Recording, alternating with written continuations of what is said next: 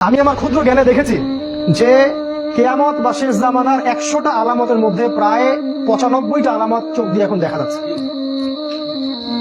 উঁচু উঁচু বিল্ডিং হবে, হয়ে গেছে, শেষ। মানুষ 99% মানুষ সুদ খাবে, দেখেন 100% মানুষ এখন সুদ খায়। জিনা বেড়ে যাবে, জিনা বেড়ে গেছে। ব্যভিচার বাড়বে, ব্যভিচার বাড়ছে। ধর্ষণ বাড়বে, ধর্ষণ বাড়ছে। সময় কমে যাবে, সময় কমে যাচ্ছে। ভূমিকম্প বাড়বে, ভূমিকম্প বাড়ছে। মহামারী ছড়াবে, ছড়াচ্ছে। মুসলিম থেকে নির্যাতন করা হবে, করা হচ্ছে।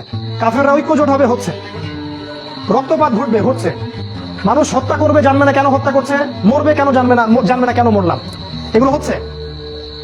এমন কোন আলামত নাই, এমন কোন আলামত নাই। মেয়েদের বেহায়াপনা বাড়বে, বাড়ছে। ফ্যামিলিস্ট রেভলিউশন বাড়বে, বাড়ছে। ইসরায়েল শক্তিশালী হবে, হয়ে গেছে। এবং ওদের জোট গঠিত হবে, আল্লাহ বলেছেন, সেটাও হয়ে গেছে। আমি আমার ক্ষুদ্র জ্ঞানে বলছি যে এমন কোন আলামত আমি দেখছি না যেটা প্রায় এই 95টা আলামত 100টার মধ্যে এখন পাওয়া যায়। কয়েকটা পাওয়া যায় না, সেটা সামনে আসবে। যেমন বললাম, আমেরিকার পতনের পরে এরপরে ইসরায়েল হবে এই বিশ্বের রুলিং স্টেট, এবং সেই দেশ থেকেই দাজ্জাল বের হবে এবং সারা বিশ্ব শাসন করবে। তারপর কি হবে? তারপরে এই মালহামাটা হবে, যার কথা বললাম। অথবা এই মালহামার পরে ইসরায়েল হবে এই বিশ্বের রুলিং স্টেট। তারপরে এদেরকে প্রতিহত করার জন্য আল্লাহ রাব্বুল আলামিন মুসলিমদেরকে ঐক্যবদ্ধ করবেন।